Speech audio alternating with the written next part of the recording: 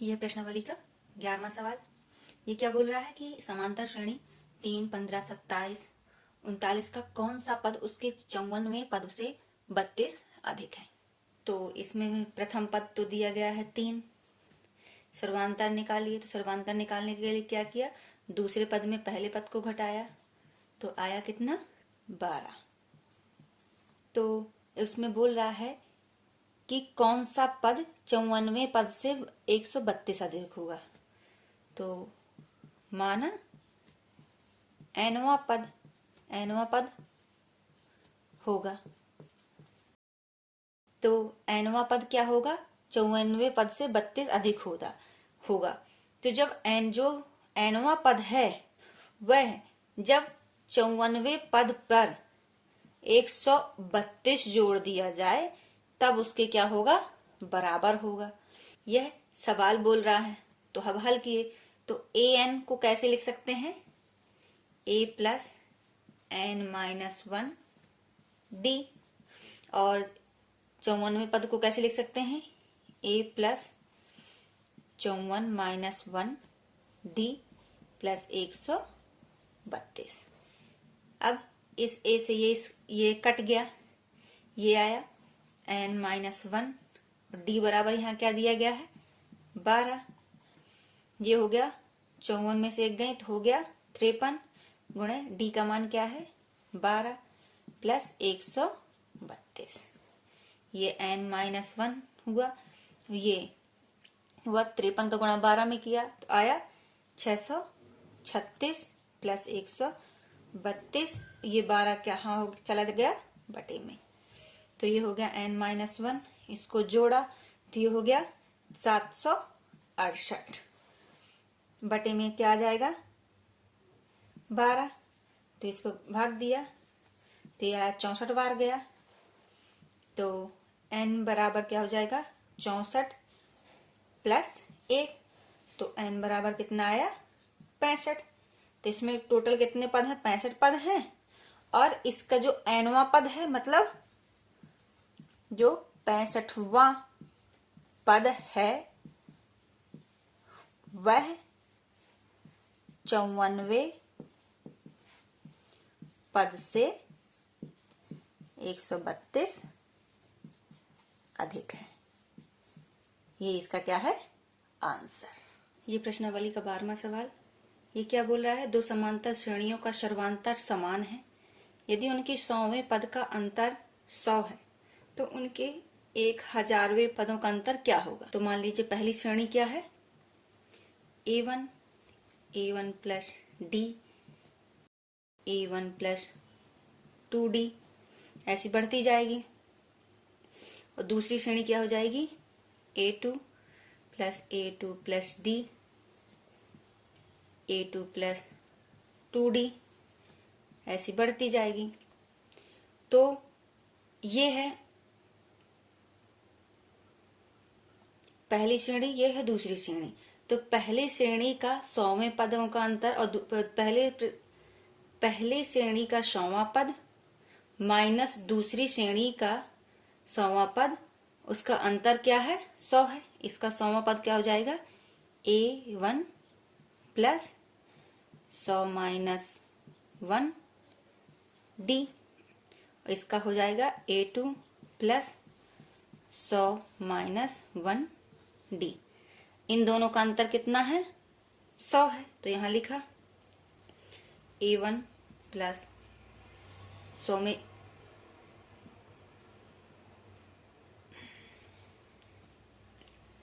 a plus 99d minus a2 minus 99d बराबर, इन दोनों के बीच का अंतर क्या है, 100 है। तो ये और ये क्या हो जाएगा, कट जाएगा, क्योंकि सर्वांतर बराबर था, दोनों का समान है तो ये कट जाएगा। ये हुआ a1 माइनस a2 बराबर प्राप्त हो गया 100। इसको क्या कर दिए, समीकरण 1 नाम दे दिए। तो बोल रहा है कि इसके 1000वें पद का अंतर क्या होगा। तो इसका 1000वां पद क्या हो जाएगा, a1 प्लस 1000 माइनस 1 d। और इसका क्या हो जाएगा A2 प्लस 1000 माइनस 1 D, इसका ये हो जाएगा। तो इन दोनों के बीच का अंतर क्या है ज्ञात करना है, तो लिखे यहाँ A1 प्लस ये हो जाएगा 999D माइनस ये दूसरी श्रेणी का जो 1000वां पद है उसको माइनस करना है, तो हो जाएगा A2 माइनस 999D बराबर क्या करना है ज्ञात करना है। तो इसमें भी क्या किया, ये और ये कट जाएगा, यहाँ आया A1 माइनस A2 बराबर ज्ञात करना है। तो समीकरण 1 में देख रहे हैं कि A1 माइनस A2 बराबर कितना आया है 100 आया है, तो ये मान इसमें रख देते हैं। तो A1 माइनस A2 बराबर कितना आया यहाँ 100। तो A1 माइनस A2, ये 1 माइनस A2 कहां से प्राप्त हुआ है 1000वें पद से, तो 1000वें पदों का अंतर भी क्या होगा 100 होगा।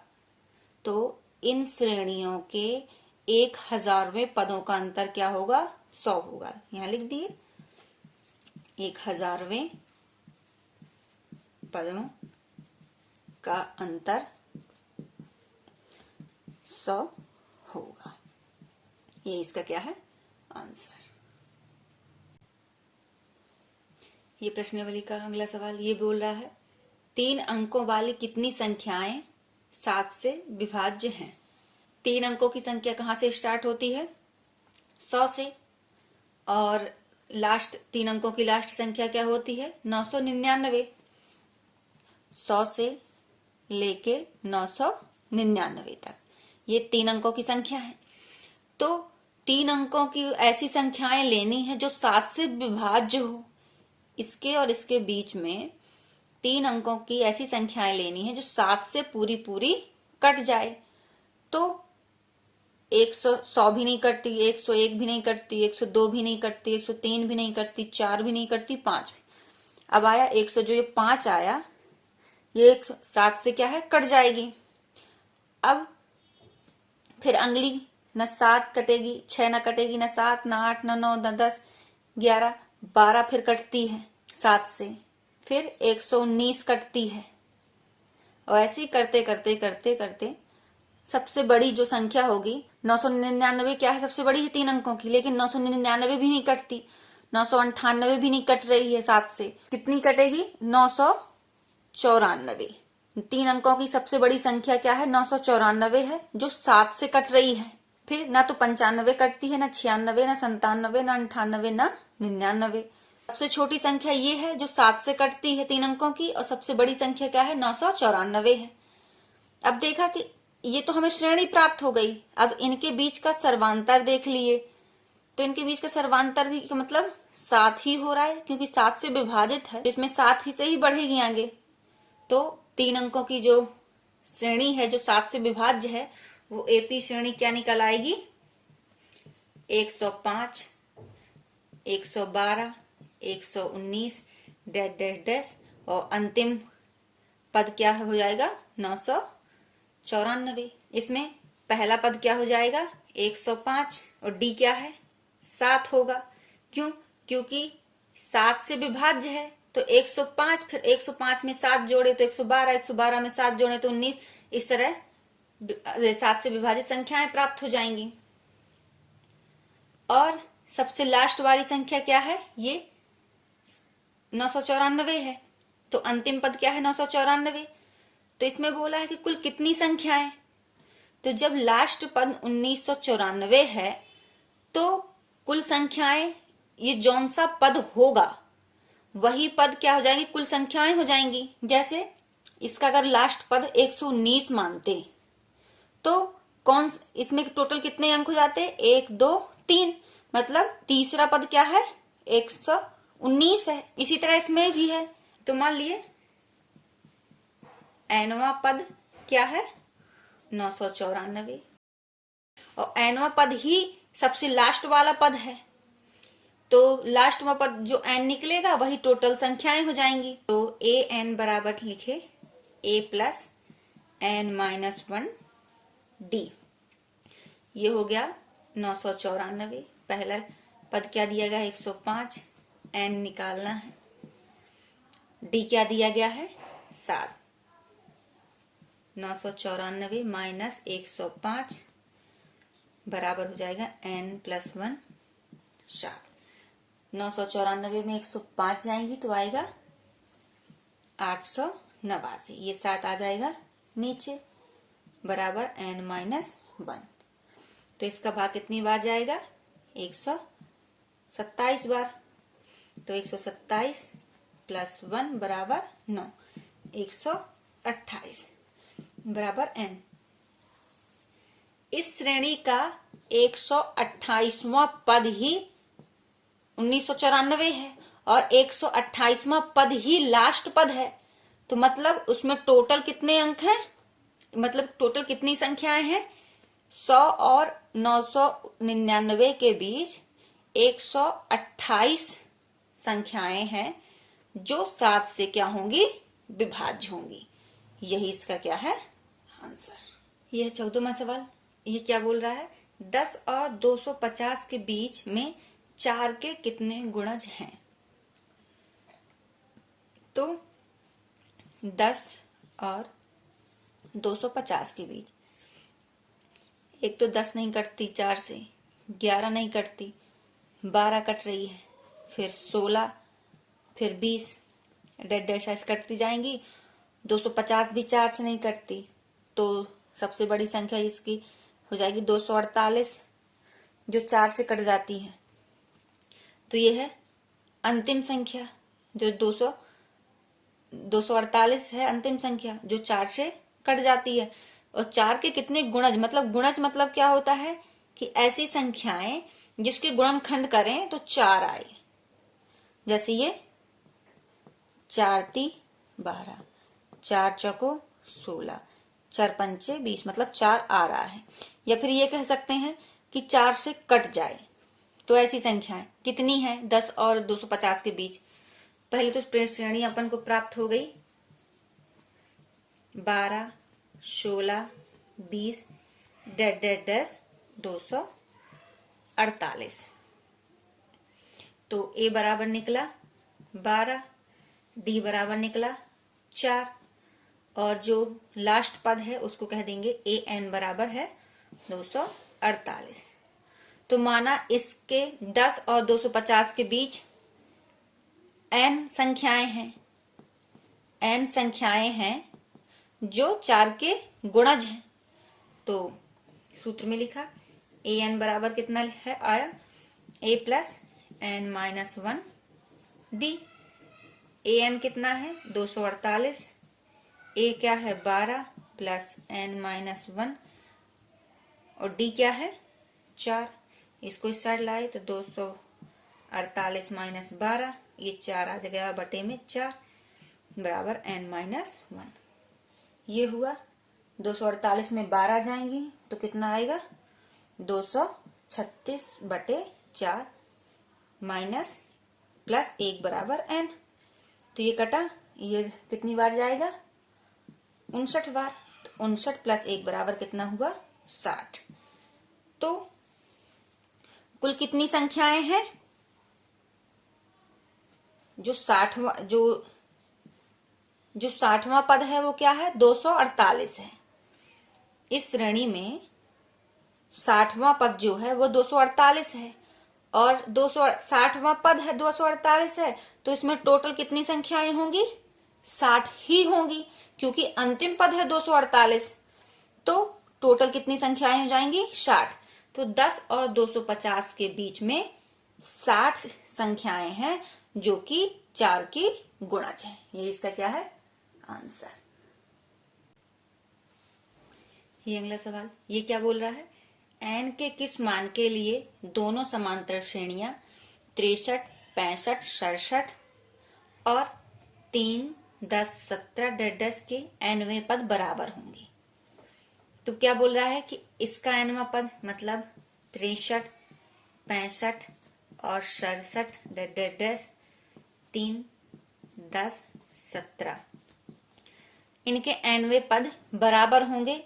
तो n का क्या मान निकलेगा, तो इसका nवां पद हो जाएगा a प्लस n माइनस 1d और इसका हो जाएगा इस n माइनस 1d।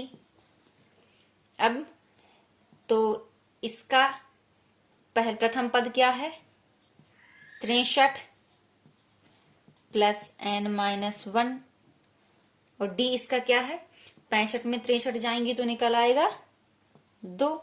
इसका प्रथम पद क्या है 3 प्लस n माइनस 1 और इसका d क्या है 7। अब ये दोनों बराबर होंगे क्योंकि nवें पद बराबर होंगे तब n का मान निकालना है। तो 63 प्लस n माइनस 1 गुणा 2 बराबर क्या होंगे दूसरी श्रेणी के nवें पद के बराबर 1 7।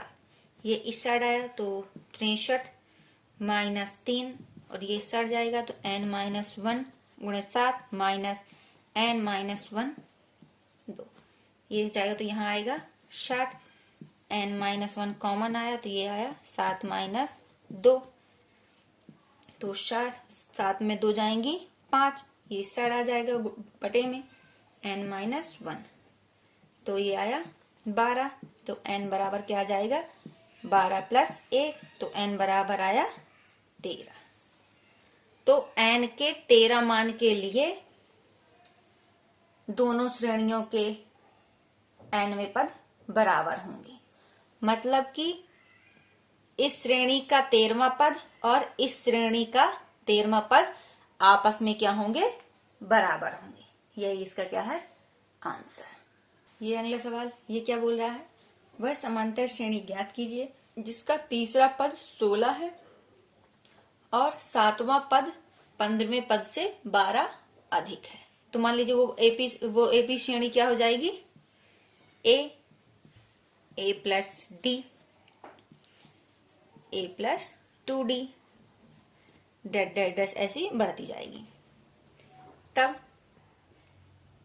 इसका तीसरा पद क्या है 16 है तीसरा पद तो a3 बराबर दिया गया है 16 तो a3 को कैसे लिख सकते हैं a प्लस 2d बराबर 16।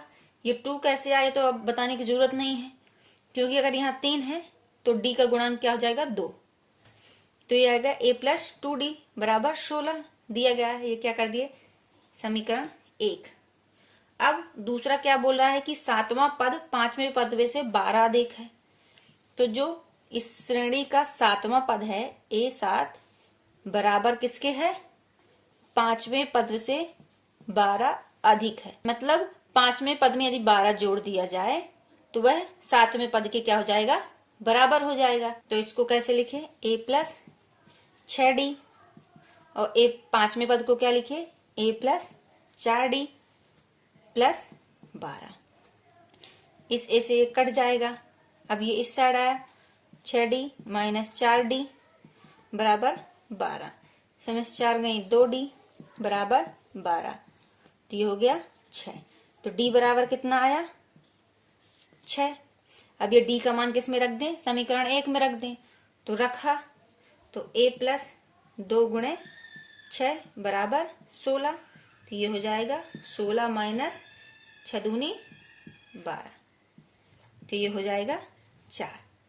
तो a बराबर कितना निकला 4 और d बराबर कितना निकला 6। तो वह श्रेणी क्या हो जाएगी प्रथम पद 4 फिर ये a प्लस d तो पहली ये हो गई दूसरी क्या माने अपन a प्लस d तो 4 प्लस 6 तीसरा पद क्या माना है 4 प्लस 2 गुणे d मतलब 6 ऐसी भी बढ़ती जाएगी तो 4 6 4 10 ये हो जाएगी 6 दूनी 12 4 14। ये है क्या है अपनी एपी श्रेणी प्राप्त हो गई। ये इसका क्या है आंसर।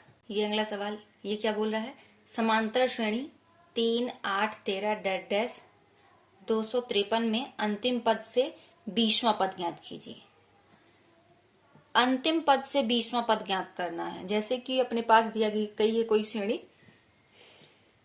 1 2 3 4 5 6 7 ये अपने पास दी गई है एपी श्रेणी। तो इसका अगर इसमें बोल दे कि अंतिम पद से तीसरा पद, अंतिम पद से तीसरा पद, तो अंतिम पद क्या है, ये है, तो इसका तीसरा पद क्या हो जाएगा, 5 हो जाएगा, A3 इसका 5 हो जाएगा। लेकिन इस साइड से अगर देखते हैं तो पहला, दूसरा, तीसरा, चौथा, पांचवा, ये कौन सा पद हो जाता है, A5। इसी तरह इसमें बोला है कि अंतिम पद से 20वां पद, तो अंतिम पद से 20वां पद यहां से गिनेंगे 1 2 3 4 5, ना कि इस श्रेणी में बोला है कि 3 8 13 में 20वां पद। अगर ये बोला होता कि इस श्रेणी में 20वां पद तो यहां से गिनते, लेकिन बोला गया है कि अंतिम पद से, मतलब इस साइड से गिनेंगे कि इस साइड से 20वां पद क्या होगा। तो निकाले, ये हुआ, श्रेणी दी गई है 3 8 13 डैश डैश 2 5 3, ठीक। तब A बराबर 3, D बराबर 5, 8 में 3 जाएंगी तो 5, और जो अंतिम पद है वो है, उसको L लिखते हैं, इसको लिखा 253, तो L दिया गया है 253। तो अंतिम से 20वां पद ज्ञात करने का तरीका, सूत्र है AN बराबर L माइनस N माइनस 1 D। जब AP श्रेणी दी गई हो और उसका अंतिम पद भी दिया गया हो, तब अंतिम पद से 20वां पद ज्ञात करने का सूत्र क्या है, L माइनस N माइनस 1 D। जहां N बराबर क्या दिया गया है, 20वां पद ज्ञात करना है, तो A 20 आया यहाँ, L बराबर कितना दिया गया है 253, माइनस N बराबर 20 रखेंगे 1, और D बराबर कितना दिया गया है 5।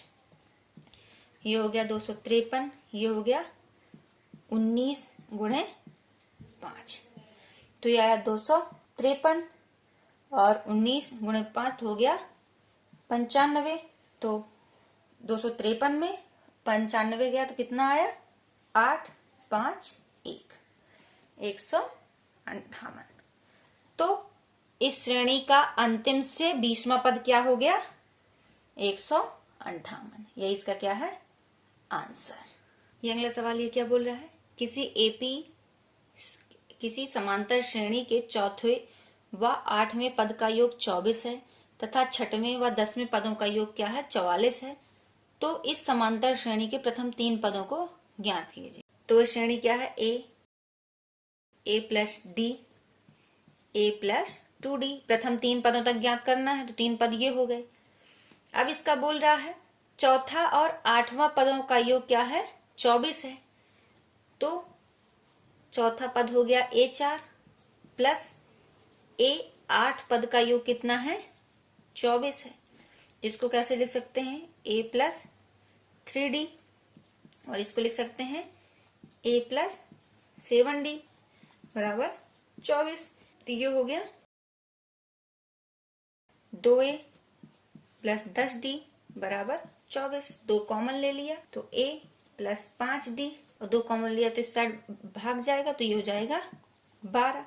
ये हो गया क्या, समीकरण 1। फिर वही बोल रहा है कि 6वें और 10वें पद का योग, तो 6वां पद क्या हो गया, A6 प्लस 10वां पद हो गया A10 का योग कितना है, 44 है। इसको कैसे लिख सकते हैं, A plus 5D, A plus 9D, और ये हो गया 44। तो ये हो जाएगा 2D, और ये हो जाएगा 14D बराबर 44। इससे भी 2 कॉमन लिए तो ये हो गया A। तो ये हो गया A प्लस 7D बराबर हो जाएगा 22। ये क्या हो गया, समीकरण 2। समीकरण 1 माइनस समीकरण 2। समीकरण 1 में समीकरण 2 को क्या कर दें, घटा दें।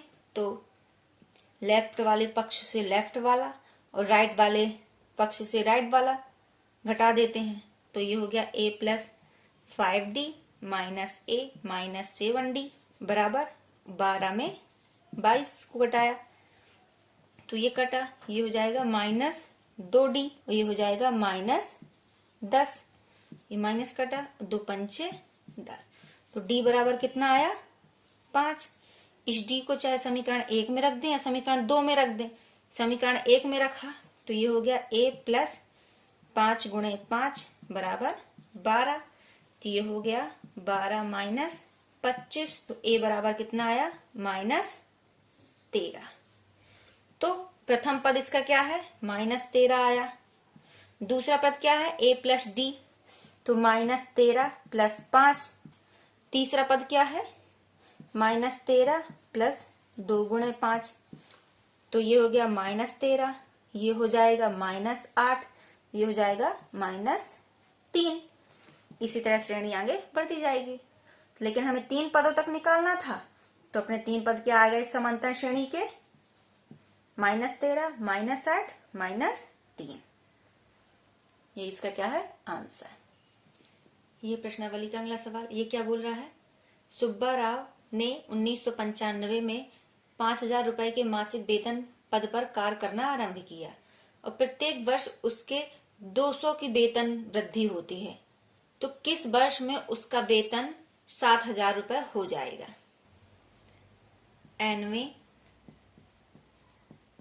90वें वर्ष में वेतन कितना हो जाएगा 7,000 हो जाएगा 90वें वर्ष में।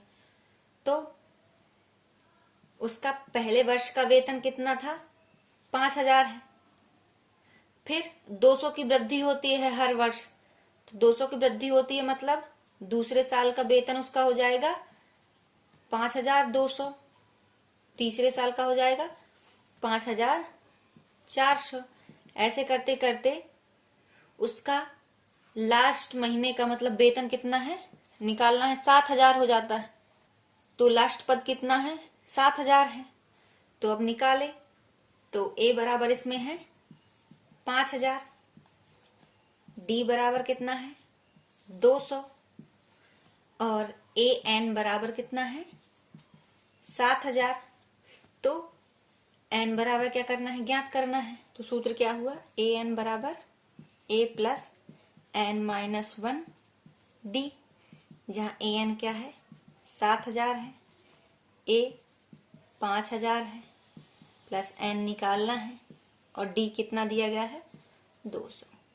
ये आया 7,000 माइनस 5,000 बराबर n-1।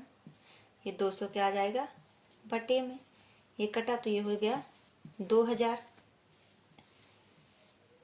200 बराबर n-1, ये कटा 10, n इस साइड आएगा तो हो जाएगा 10 प्लस 1 बराबर n, तो n बराबर 11। 11वें वर्ष में सुब्बा राव की वेतन क्या हो जाएगी 7,000 होगी। तो यहाँ बोला है कि किस वर्ष में, तो यहाँ बोला है किस वर्ष में, तो हम ये भी लिख सकते हैं कि 11वें वर्ष में सुब्बा राव की वेतन 7,000 हो सकती है। लेकिन यदि सन बोलता है कि किस सन में, हमें इस वर्ष से समझ में तो नहीं आ रहा है कि वो सन पूछ रहा है कि सिर्फ 11 वर्ष पूछ रहा है, तो अपना आंसर 11 वर्ष भी सही है। और अगर सन पूछता है तो 1995 में उसकी वेतन 5,000 थी, तो एक वर्ष तो ये निकल आ गया।